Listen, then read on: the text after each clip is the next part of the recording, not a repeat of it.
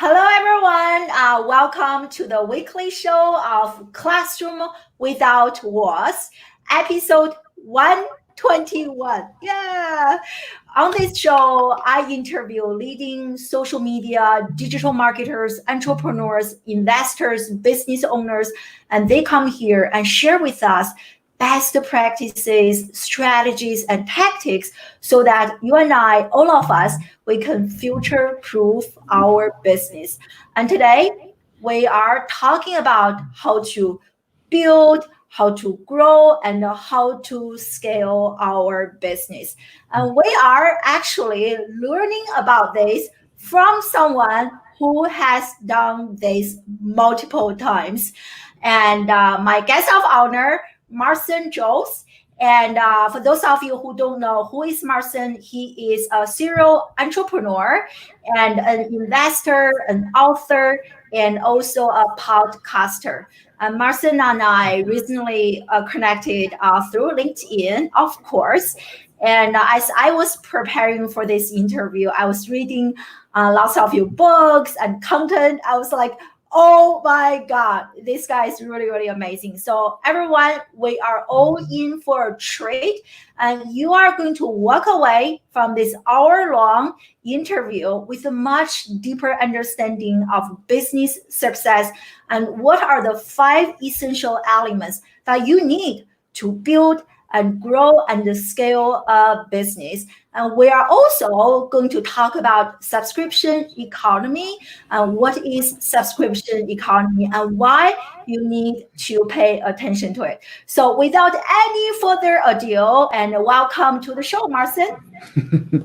Thank you very much. I appreciate it. I'm really happy to be here with you and your followers. Oh, of course. And we already have quite a few people joining us live. And we have my dear friend in Australia. Thank you so much, Lance.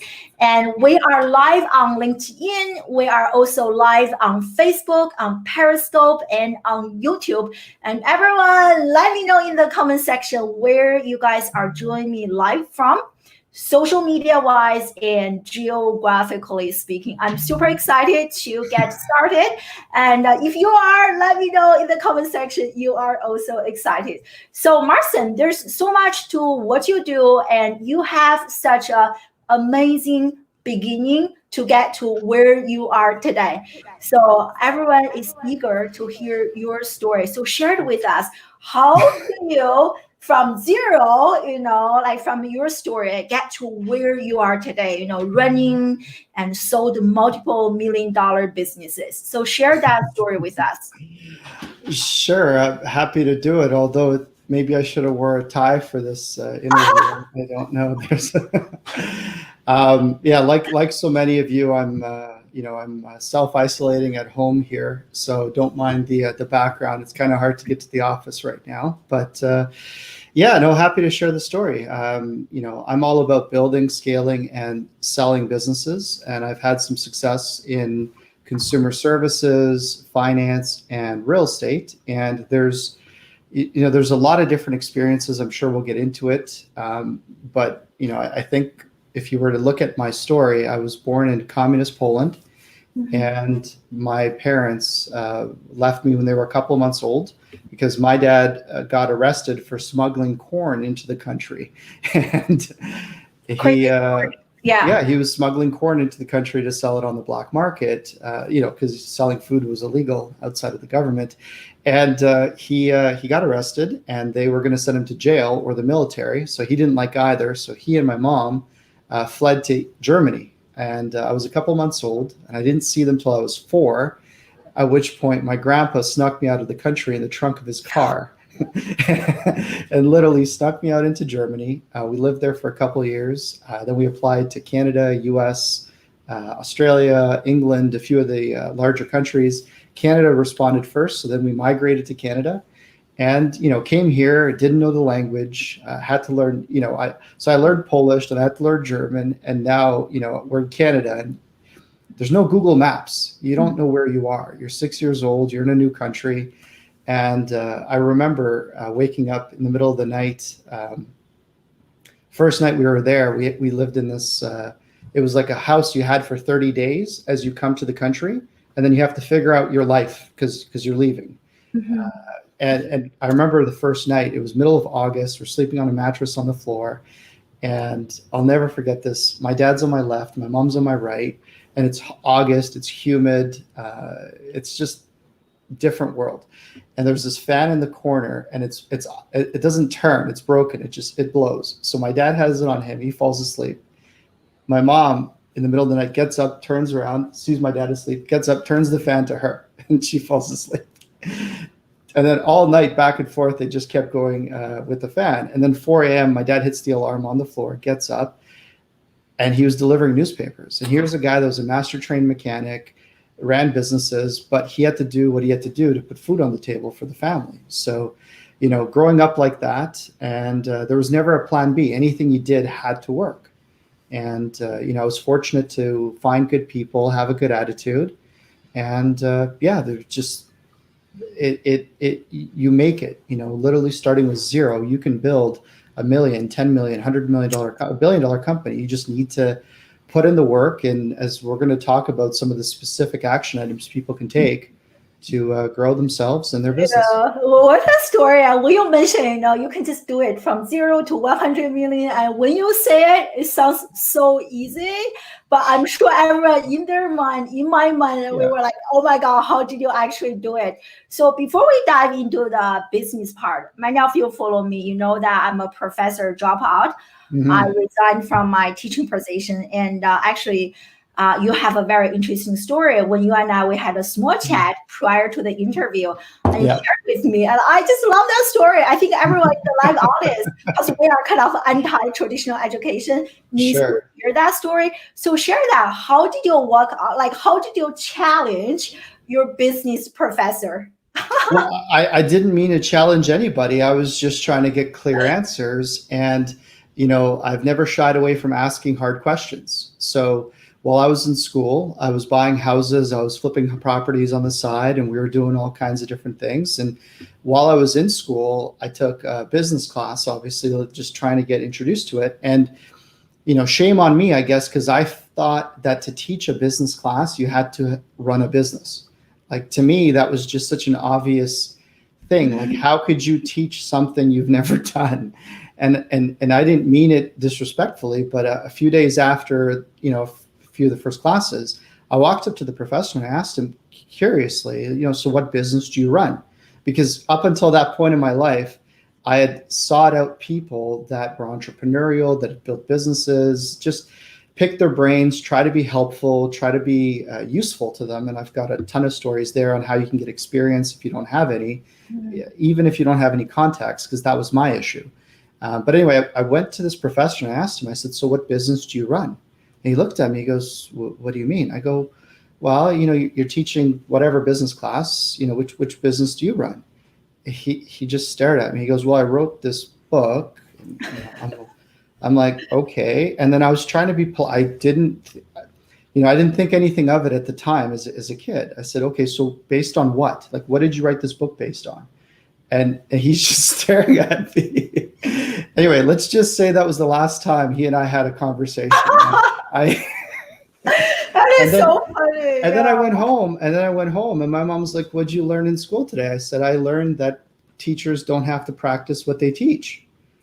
And she just stared at me. And again, my mom, university trained, doctor, physician, pharmacist,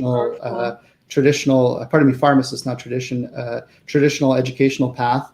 So to her, it never made any sense that I wouldn't learn that at school, because that's where you learn business. Oh my God, this is so powerful. I love this. I really think it's not our teacher's fault. I mean, I came from that background. We love teacher. I think it's really the system, because it's not a requirement that you have to practice what you teach. It is a requirement to get a PhD, whatever degree, but it is not a requirement to have a professional background. I think that part needs to be disrupted.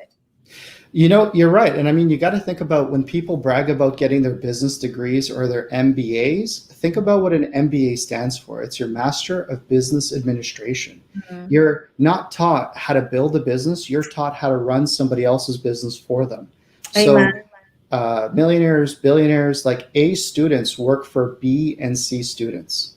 Like that's that's how it works. And are there people that get their MBAs and then build big companies? 100%. But it's not the only way to do it. And today, more than ever, unless you're going to become an accountant, a lawyer, something that requires a very specific set of right answers that you're expected to deliver every time, going to business school today, there's just so much more power in YouTube, entrepreneurship, mentors. I'll give you an example. I tried to get into real estate when I was, young, but 17, 18. And I thought that the guys who knew everything about real estate were realtors at the time. Because again, I couldn't go on YouTube. I couldn't, none of this stuff was available. So I literally cold called realtors and I asked them to work for free. Now, maybe I was wrong in thinking that realtors had all the answers in real estate, but to me, that was at least a connection of people that understood real estate. So literally, to get in the door with a real estate office, not to become a realtor, but just to learn about real estate, I literally worked for one of the brokerages for free, and I delivered their for sale signs. I picked up their for sale signs. I painted the signs white when they got rusty, and I did all of it while I was in school, and I did it for free because I wanted to be around when they were talking about deals and transactions and closing processes. These were all words. Without hearing the words, I didn't know what I didn't know. So, that was free education.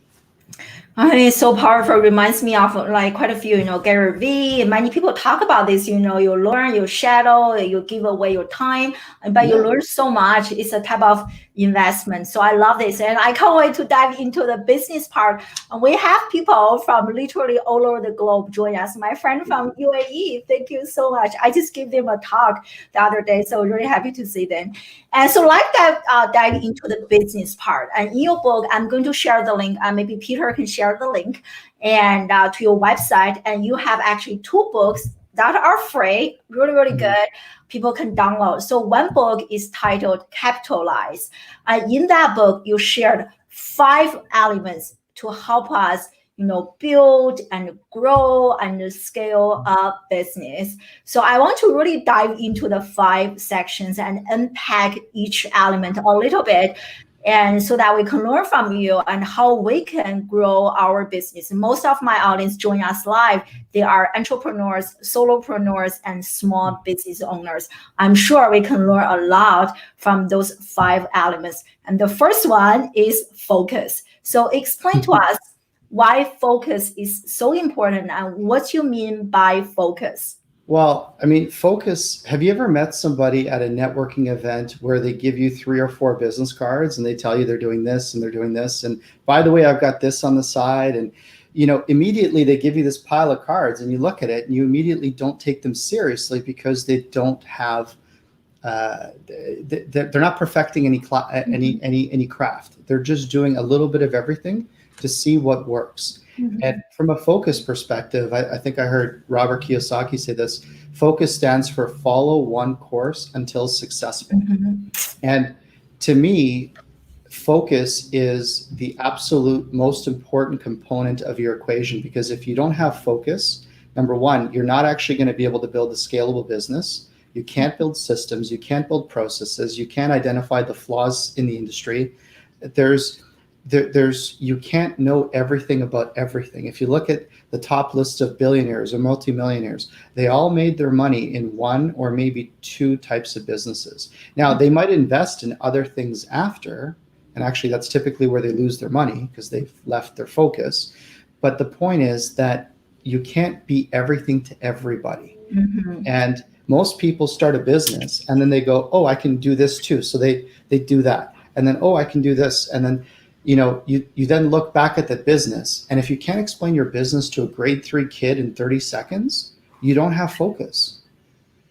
Yeah, that's so true. And that part is very challenging. I actually took me quite some time to actually gain clarity. I heard from Marie Folio, simplify to amplify. And before, it took me at least 2 paragraphs to explain to others what I do. And so share with us, when you got started, you have built and sold quite a few businesses.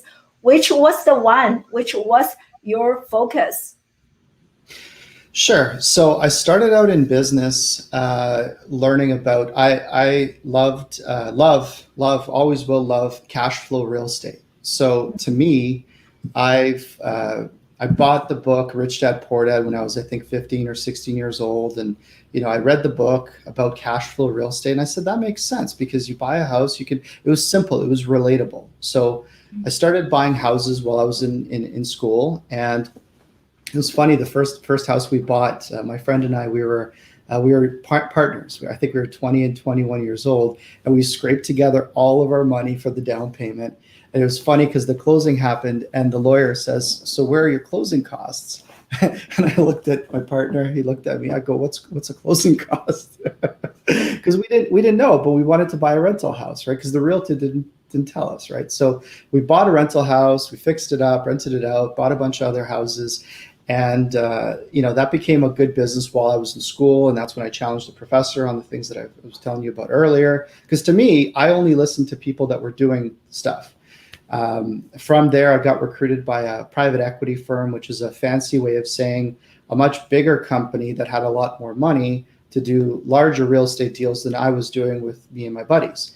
And I got recruited in my early 20s. I learned about not buying houses, but buying entire apartment building complexes. So 100, 200, 400 unit buildings, land assemblies, industrial parks, commercial plazas, and then learning about operating businesses within those plazas, because you had to be able to assess the value of the business and whether it's a good tenant or not. So those were all really good experiences. And one of my happy moments there was the fact that I got to, first of all, I went to work for that company I put it this way, when I got the job, I left. I had a 6-figure job in sales. Actually, before that, I was learning how to sell. So, I'm skipping things here, but I had a 6-figure guaranteed job in sales, and I left that in my early 20s to go get work for the private equity firm here in Canada out west.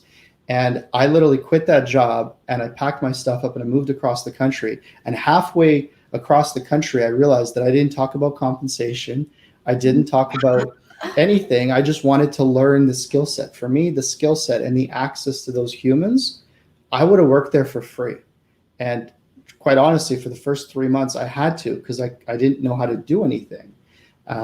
Actually, it's funny. I ended up living at the office for 2 weeks because there's another story there. But the point is, I was willing to do whatever it takes to get into the business and learn the space. So I had a lot of success there. We raised personally, I raised about 20 or 25 million, call it $20 million in equity to buy a lot of these buildings. The company as a whole raised in the couple of years that I was there, I think they raised closer to $200 million. And they bought a lot. So I saw a lot of different deals, everything from multifamily, the new builds to renos to, for just you see so much deal flow, and your brain, your context is immediately, you can't think small after that.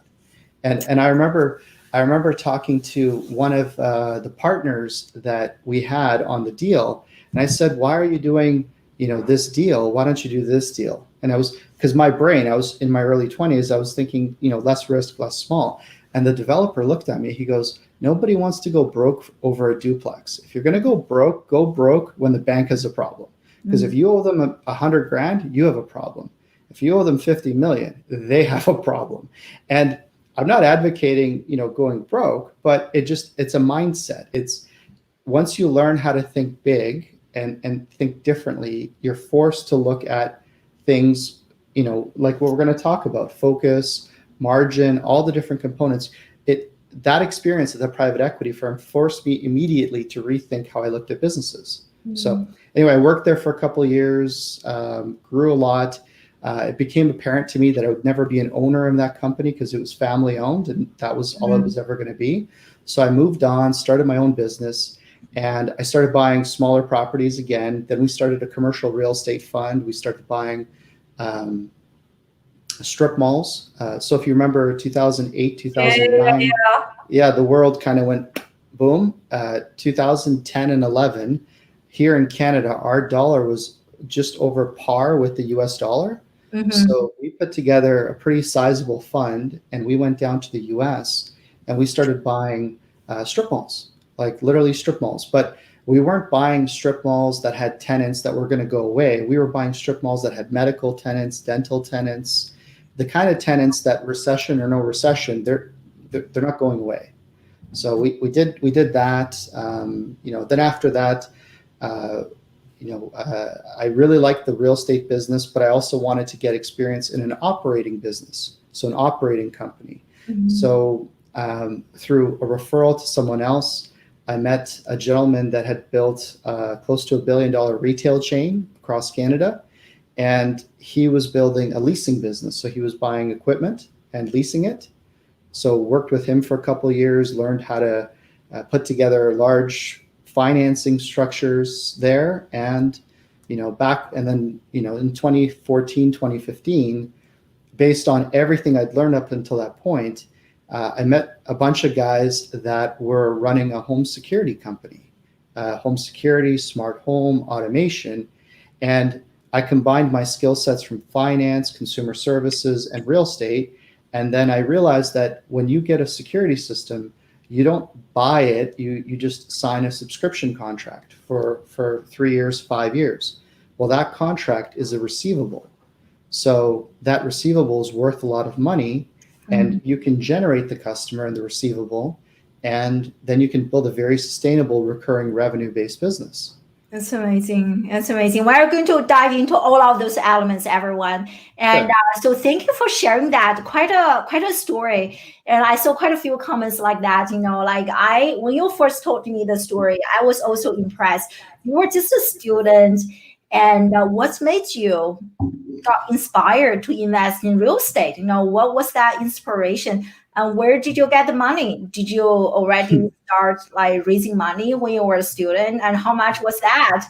And how did you do it? So we kind of want to know the dirty, nitty-gritty, the detail. How did you make that happen? I wish I was buying houses when I was in my 20s. I wasn't. Yeah. You know what? I grew up, we were never poor because we had what we needed, but we were never rich as a family. Like, we were rich in love, but financially we didn't have, you had to think about things before you bought them, right? And I remember as a kid, we were going to go on a trip to Florida from Toronto, and we couldn't go. One year, I'm guessing financially we just didn't have the ability. So my mom told me, I said, why aren't we going? She's like, the hotels are too expensive. I said, okay, don't worry. When I'm older, I'm going to buy you a house in Florida, and this will never happen again. And I was like a little kid. And, so early in life, I always knew that it's not like I wanted to be rich for the sake of being rich. I just wanted to do things that I wanted to do with the people I wanted to do. So for me, it was important to do that. And I looked around at my friends and their family and their parents, and the only people I knew that had money were people that were running businesses. Like, everybody else was complaining about stuff, or, late hours, missing their birthdays and stuff. And, the only people that seemed to be having it together were people that had a business. So anyway, so as far as how I got into real estate, we saw, again, I read the Rich Dad Poor Dad book, really enjoyed that. And, we were able to buy, this was in just outside of Toronto. This is early 2000s. We bought a semi, which is like half a house. And we paid, I think, $220,000 for it. And I think we bought it with like 10% down. So, putting $20,000 or $22,000 together between my friend and I, we saved it. I mean, we always worked. I always hustled. When I was, 12, I collected golf balls at a golf course for $2 a crate, and, saved my money because, like, I love to work. I love to do stuff, not because I wasn't trying to buy stuff. I just love to be productive. So, we saved up a little money. It wasn't a lot, but it was a lot to us. And then we bought the house. We renovated it. We tried to do a lot of the renos ourselves. We learned very quickly what we didn't know how to do. Thank God we didn't burn the house down.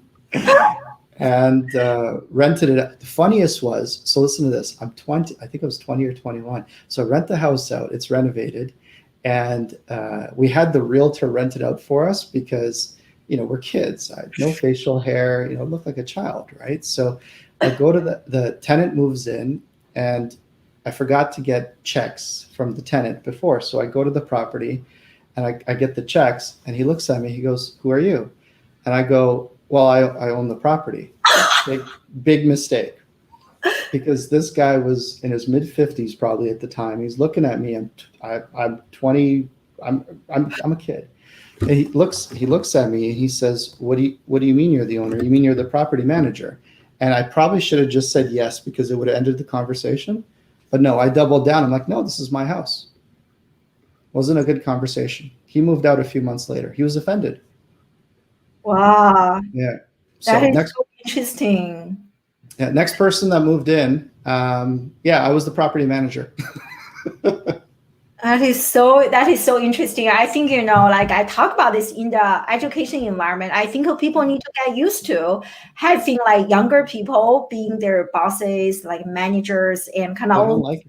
like reverse. Yeah, but they have to, and that's the way it is, I feel like. Yeah, but I love that story. Very interesting. So we are right now, we're talking about the 5 elements to grow and scale a business. We discussed number 1, which is focus, right? Reminds me of the book, The One Thing, right? Focus on the one thing to scale. And what's number 1, which is margin. So you were talking about a little bit about that. And in the book, you actually mentioned, I think, no margin, No mission. yeah. So I love that. So explain that to us. Sure. So just because you have a lot of people buying what you're selling doesn't mean you actually have a real business, because it seems like such a basic thing to say, but if you're selling something and you don't have enough of a gross margin and enough of a net margin, you will go broke with what you're doing. So hundreds of examples out there are, for example, if you're manufacturing a product or whatever it is, and it costs you, you sell the product for $100, and then it takes you $30 to manufacture that product. Those are your direct, what's called cost of goods, your direct inputs. So for example, if you're making a chair, you got to buy the wood, you got to pay someone to assemble it, and you got to pay to ship it. Let's just say those are your direct inputs for the chair. So if that's, let's just say $30, $40, that's one of your costs. And then you have your fixed costs. So you have things like rent for your office, maybe insurance, your fixed overhead. Those are things that you have to spend no matter what.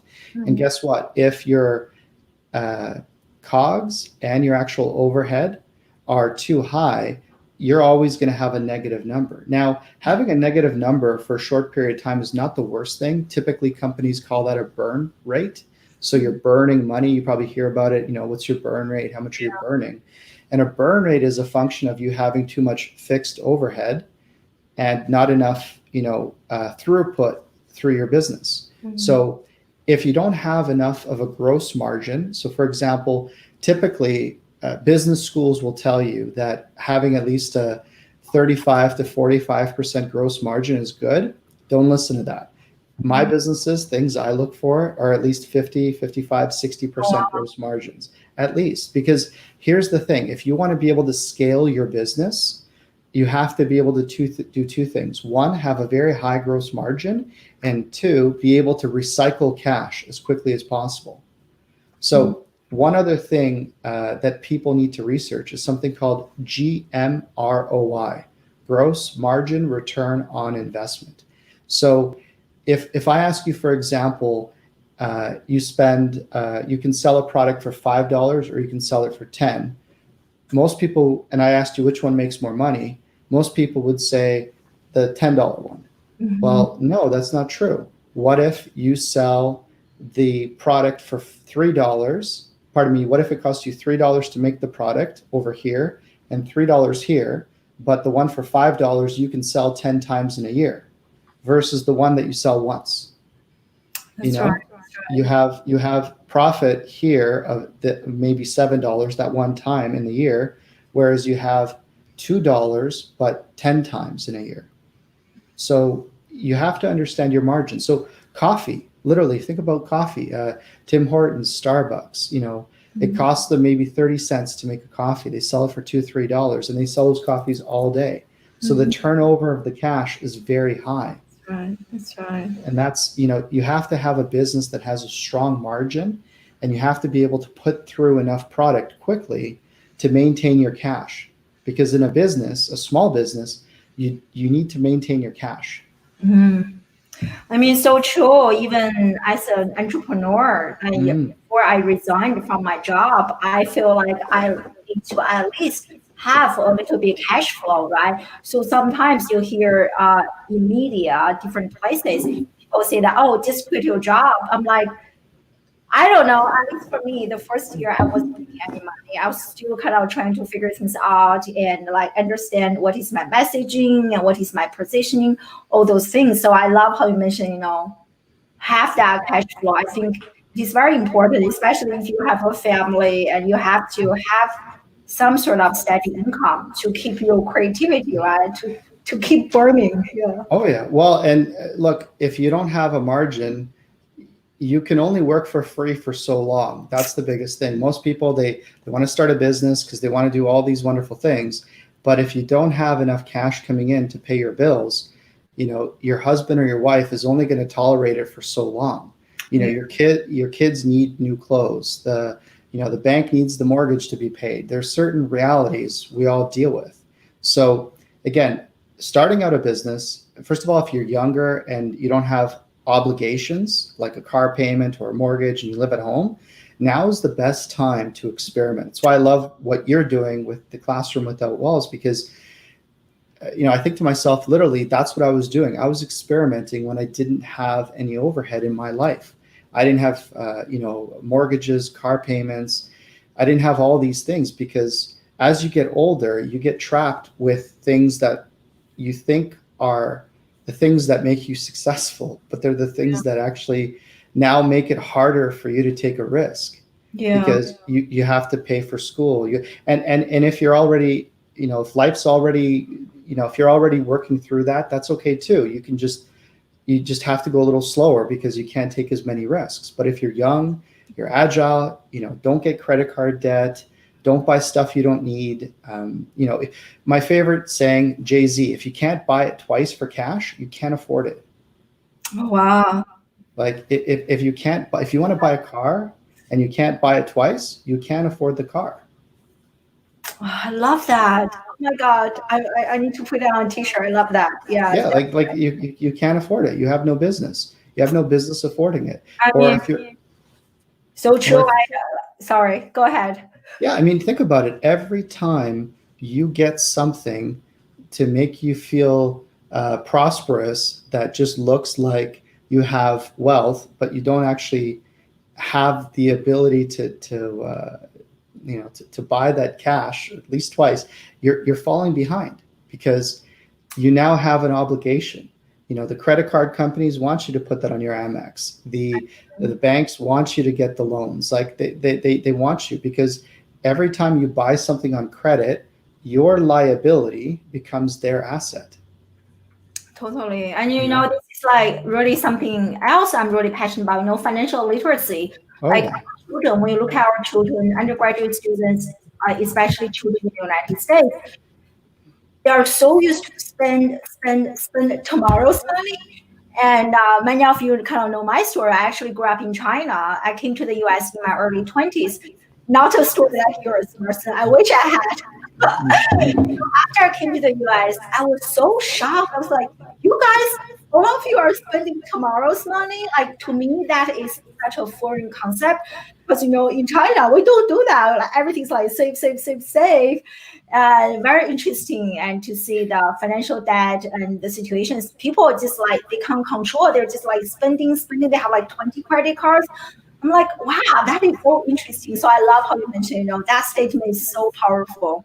So powerful. Yeah. So far we talked about focus and margin. So number 3 is to create system. So explain to us, you kind of mentioned a little bit systems, processes, and why they're so important. And my question also related to that is, many of us, we work remotely. Mm-hmm. So how can we clearly build and communicate, our expectations to our VAs in different country, and how can we effectively build a system if we are running kind of, people from different countries of a VA team, things like that?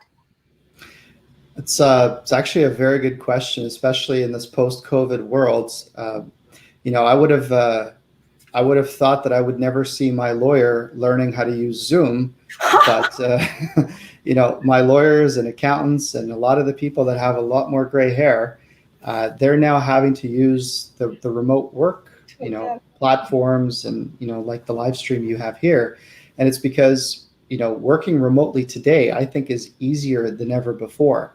Now the challenge with remote working is how do you, like you said, implement systems and processes and all those things, and how do you actually hold people accountable? So there's a few different conversations here. So first, let's back up for a second. Systems are the value that you create in a business that makes it extend beyond you. So in other words, if you don't have a business that has systems, then if you get hit by a bus, that business isn't worth anything. And that's one of the biggest issues with most entrepreneurs is they build a business, and if this is them in the middle, everything connects to them, everything.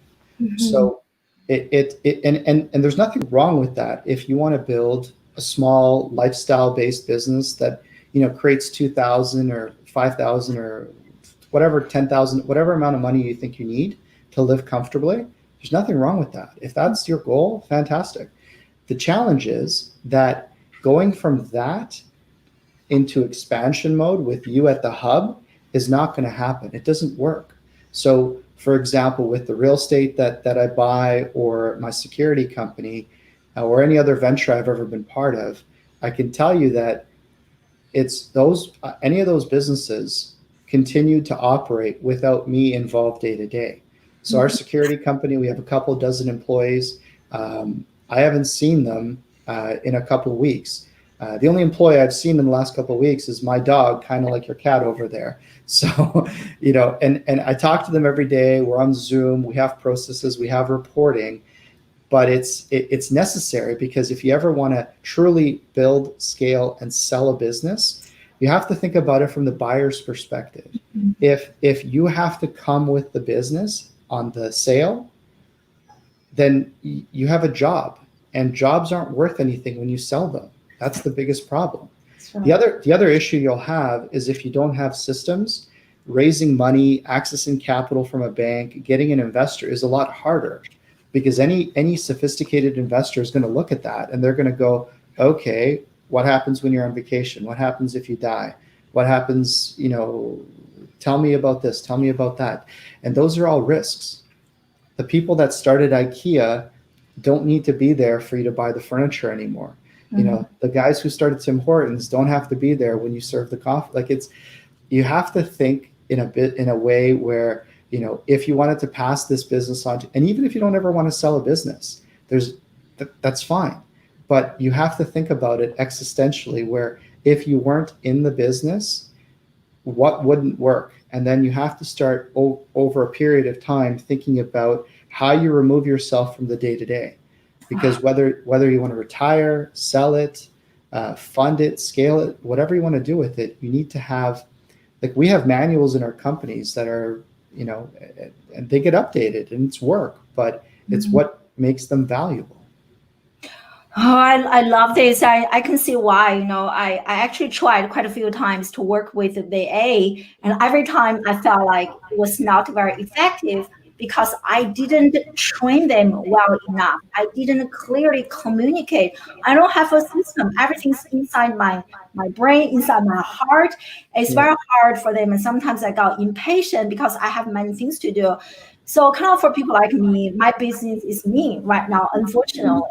And if I don't show up, nobody's going to run this show. My husband had no idea what's going on.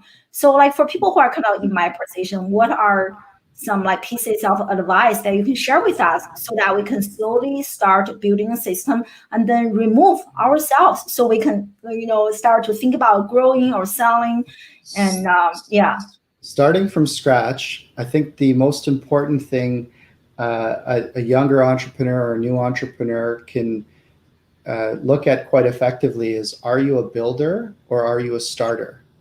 And I actually wrote a blog post about that. So what I mean by that is, there's a lot of different types of people out there, but ultimately people are either naturally starters, like myself, potentially it sounds like you as well, where you like to have the idea, the concept, you see the opportunity, the vision, you know how to get people excited about it, and you have a lot of different competing ideas, and people like that are fantastic for creating something from scratch, but they end up having challenges with following through on all their ideas, or they forget. So for example, you make promises, you want to do this, oh yeah, we'll do this, we'll do that, because you underestimate how long stuff's going to take. What you think is 10 minutes is actually 10 hours, and then what you think is a day is a month, and by the way, you need these 5 programs to do that thing too. So starters are fantastic for putting an idea and a concept together, but you also need either a partner, or for some people it's a spouse or an assistant, or somebody, or an equal partner or a minority partner, or somebody you grew up with, that is much more of a builder, more of a systems, practical driven person. This is the kind of person that if you ever go to a meeting with, the starter will make all the promises about things they can do, and the builder is just going to sit there and go, holy crap, how do we do this? How do we do that? And there's nothing wrong with that. You just need that dynamic, because you have to have somebody that can pick up the pieces. And that's why it's important for the starter to have focus, because if you overwhelm your partner with 1,000 things, nothing's going to get done, right? Yeah. But so the best starting point is to have somebody, either a spouse, a partner, a friend. Actually, a lot of times people you grow up with, you're friends because you have complementary skill sets. My friend that we bought the house with, we're best friends to this day, and he still is very much a builder. He's structured, organized. We look at doing stuff together all the time, but this is almost 30 years now. Wow. And we're the same people, and we grew up together. Yeah, that's really powerful, and reminds me of Simon Sinek. He actually talks about the why, but he also mentioned to grow a business, you need a why person, you also need a how person. Yeah. So what you mentioned, you need a team. I'm kind of the why, the idea person. I definitely, I love that. So here's a really good question from Nadia. Thank you for joining us live. So she asked, what if your business is like you are being a coach? Like many people have, like, I'm a life coach, so I'm like a mentor. I do one-on-one coaching, things like that. So for business like that, is it scalable, or just like, cause the business really depends on you. You are the coach. So any like recommendations for people doing that type of businesses? Yeah, those businesses are tougher to scale if all you're trying to do is sell your time. Whether you're an accountant, a lawyer, a dentist, any specialist, life coach, personal trainer, and a lot of people, solopreneurs, people like that, they struggle with it because they have a hard time creating leverage in their lives. So leveraging your time is hard because you get paid to do this with your client. So, scaling the one-on-one business as you, if all you want to do is trade your time, that's very difficult. What you can do, and what I've, whether it's in the accounting world or in the personal training or life coach space, what you can do is you can focus on systemizing either your processes and teaching other people how to do it. So you build a licensing model or a networking model, but you have to have a proven methodology, and you have to have a personal, strong brand to be able to do that. That's one way to do it. Other ways people do it, physicians do this, doctors, is they take within their profession, they find better ways to be a physician or a doctor. So an extreme example is Dr. Ho with the massage therapy stuff. I'm not actually sure if he's a real doctor or not, but the point, and I'm sure he is, but the point is, there's a guy that if he was in fact, I don't know the story, but if he was in fact a physician, a doctor, he found a way to deal with his clients by creating a product. So no matter who buys that system, wherever they are in the world, presumably he gets paid a royalty or a commission. So, the same is true for the accountant that found a better way to provide accounting by creating a software that you can license, you can sell. So by being a specialist, there's there's still a lot of opportunities for you, but you have to get out of the mindset where you have time for money if you truly want to scale. Totally. I think that's something we all want. And I love that. And also how you mentioned, I think even if we work as a one-on-one coach, treating hours like for money, I think we still need to develop a system. And once you have that, you can slowly start to remove yourself, right? Because the system doesn't depend on you. If you can train others, like at my school, I have my own framework. Right now, I'm the only person who knows this. But in the future, I'm thinking about training a few others who can also, teach, almost have like a disciple, like a group of people like that. And then I don't know. And then that's how you can start a movement. You know what a really good starting point is for somebody who's trying to take some baby steps as a consultant or solopreneur is look at your day and think about all the activities you do right now that you don't get paid for, that you can't bill a client for. And what you'll notice is that you're probably spending anywhere from a third to 2/3 of your time doing things that you can't actually bill to a client. Mm-hmm. And then when you look at those things, you'll notice that there's things in there that are jobs that should be $10 an hour jobs or $20 an hour jobs. Or maybe they're things that with some technology, you actually wouldn't have to do at all.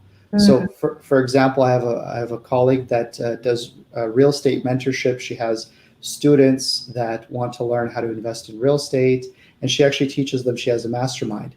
She has an automated process for them to book their own calls with her and appointments. She has an automated process for them to onboard themselves so that when they actually have their sessions together, they're both locked and loaded with all the information they need so that they make the best of each other's time during those 30-minute or 1-hour sessions that they have.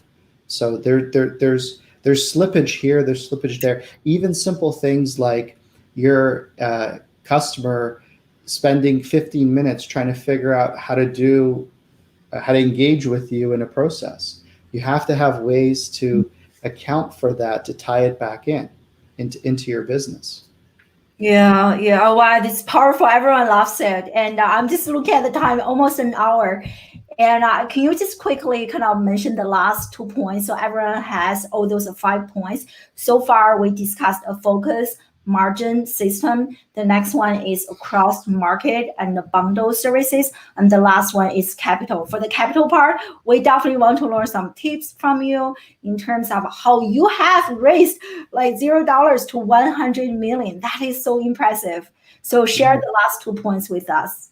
Sure. So cross-marketing and bundling services is something that we see everywhere, but we don't typically think about it because it's organic. So for example, in my industry, in the security and automation industry, we have everything from cameras to sensors to smoke detectors, automation technology. You have, because the customer initially calls us and they think they just want a home security system with some features. And then you have all these other factors like wellness packages to help, if they have grandma or grandpa in the house, to make sure that if they fall, an ambulance get called like this. For example, you have a cottage, sometimes there's freezing in the basement, there's sensors that we can tell if your pipes burst. So you have to think about why your customer is initially calling you for a certain service. So for example, if you're a mortgage broker and you have customers that have trusted you with, a portion of their finances for the purposes of helping them buy a house, what are the other services that you can either help them with at that point, or how can you create an experience where they're happy to introduce you to other people? See, most people are so busy trying to get a new customer all the time that they don't actually continue the goodwill with the people that already like and trust them. And cross-selling and bundling services, some people think, oh, well, I don't want to be a pest, I don't want to be intrusive.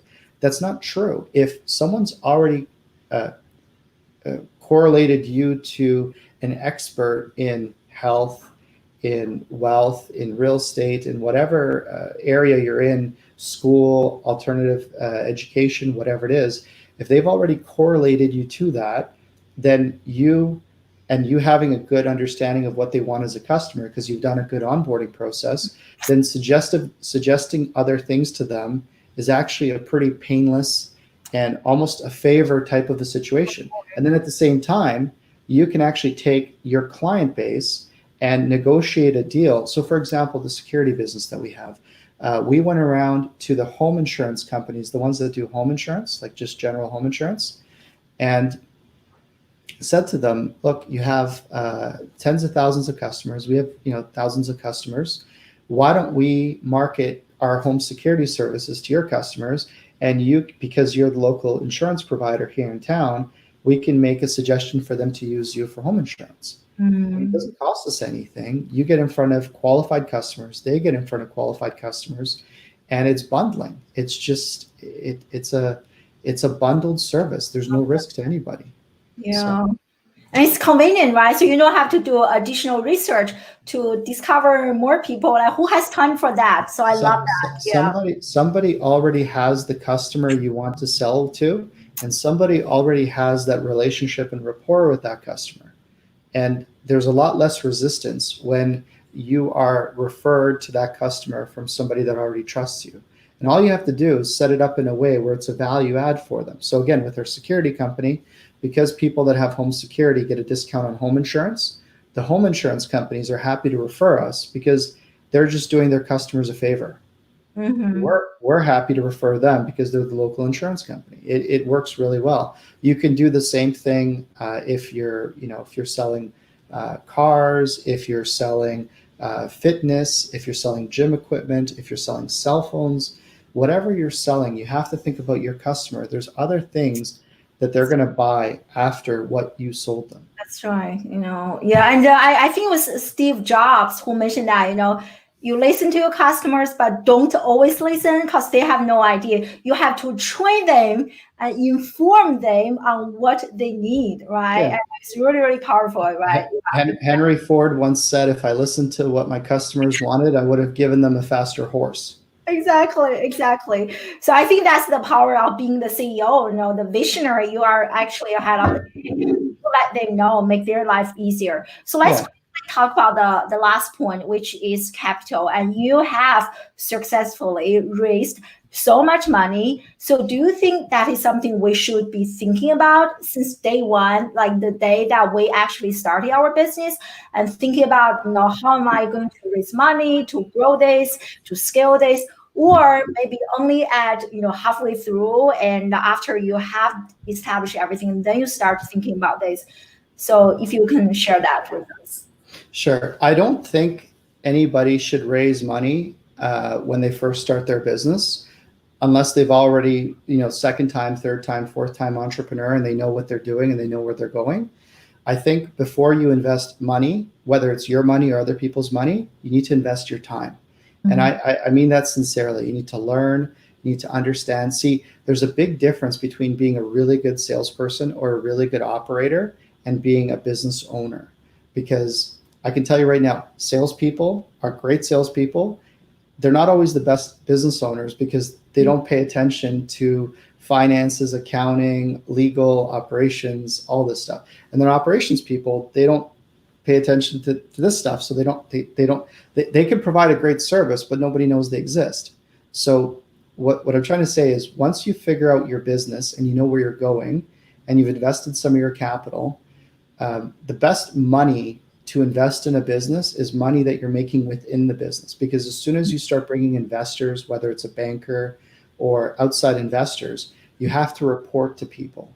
And it's not that, I've raised lots of money, and it's not an issue that you have to report to people. It's a function that it takes a lot of time.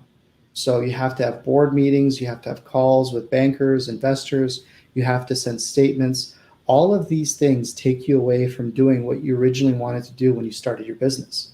Now, if you're building your business and you're scaling and you've had the right foundation, the right team, you have your formula, you know what your margins are, you can demonstrate that you know where you're going and you need more money to get there, and you understand how to get. I wrote a lot of blogs about this stuff because there's a lot there. But if you understand where you want to go with the money, and you know what your next steps are, then raising capital is an option. But you have to remember, like I've raised money from people that have written checks for $100,000, and I've gotten what's called term sheets from institutional investors for One term sheet alone was $100 million. Mm-hmm. And the minimum initial drawdown, which is investment, was $50 million. And, when you get term sheets like that, those are big term sheets. And, I don't care who you are, 100 million is 100 million. It's a lot of money. And what I'm trying to say to you is that when you have obligations, whether it's a $100,000 investor, $1 million, 10 million, $100 million, you have obligations to people. So you have to be mindful of that, because it makes a difference. Now, I'll tell you this, if you haven't thought about your focus, your margin, your systems, and your ability to grow and cross-market what you're doing, and you can't demonstrate that, you're not going to raise big money, because big money is going to, all the things that I've sort of narrowed down, that's a starting point for those guys. Mm-hmm, mm-hmm. Yeah, I love this. And just listening to you and thinking about, I feel like so many people, we are not really running a business, maybe like freelancers, right? Doing this and that. And I can see what are the missing elements in my own business and in many people's business. So this has been an amazing conversation. We didn't even have time to talk about many other questions I developed, but this is good enough. Everyone is enjoying the conversation. So Marcin, share with us, where can people learn more about you and from you? I know you also have a podcast, so share that with us and where people can download. And I have been sharing Marcin's LinkedIn. Everyone feel free to connect with him on LinkedIn and other places. So share with us. Sure, happy to. My website is marcindrozdz.com. There's a connection to my podcast, which is called The Game. It's on Spotify, iTunes, and a few other networks. Excuse me. Actually, earlier today, we interviewed David Meltzer, which was if you remember the movie Jerry Maguire. Yeah. So he was the guy that they made the movie about. Oh my God. He was, fascinating story. He sold the sports agency. He's built a couple of businesses. He made over $100 million. Then he lost it all. Then he rebuilt it. And it was a really interesting actual interview. So that's going to come out in a week or two as well. But yeah, if anybody is interested in building, scaling, or eventually selling their business, programs like yours, information like mine, these are all pieces that you can consume to help you get clear on where you're going with your business. Because there's, the silver lining in this whole post-COVID thing is that people think, there's a recession, there's a depression, there's all these issues. Look, some of the best companies ever started in recessions and depressions. I mean, David Meltzer called it, this is where the millionaire margins happen. Mm-hmm. Mm-hmm. And the whole thing about margin, like when you create a new category, a new way of doing business, you're not competing against anybody. You're creating a new segment, and then you price it based on, what you can do with it. And that's where the opportunity is for, whether you're a new entrepreneur or someone who's doing it second, third time, there's a lot of opportunity out there. Mm-hmm, mm-hmm. I love it. Every time when there's a crisis, there are always people like you, leverage this, capitalize on it. There are also people just like, oh my God, crying. So I think that's a great reminder to all of us, we acknowledge the human element that, there are deaths and there are things that have happened, and, we don't want to overlook that. But at the end of the day, I'm not going to sit there and watch the news for 12 hours a day. That's right. Tune in for 5 minutes. What do I need to know? How does it impact my business? How does it impact the people I love? And move on. That's right. I'm telling you, I did that for like a few days. Then I felt so depressed that I can't do it. I stopped. Like I feel a lot happier. I know it's pretty bad, but I don't let that control my life. Exactly. Yeah. Thank you so much. Yeah. And thank you so much, everyone. We have quite a few people joining us live today. I really appreciate you guys. Next week, and we are going to have Neil Patel on the show to talk about, SEO, search engine, Google search, everything search related. So definitely bookmark your calendar. I'm a big fan of Neil, so I'm really excited. And also make sure to follow Marcin and go to his website. And my son is crying. He probably had an accident. So thank you so much, everyone, for joining us live on Wednesday. And I hope to see you guys next week. same time, same location. And thank you so much again, Marcin. I really appreciate you. Thank you. Appreciate being on the call. Thank you. Bye, everyone. Take care.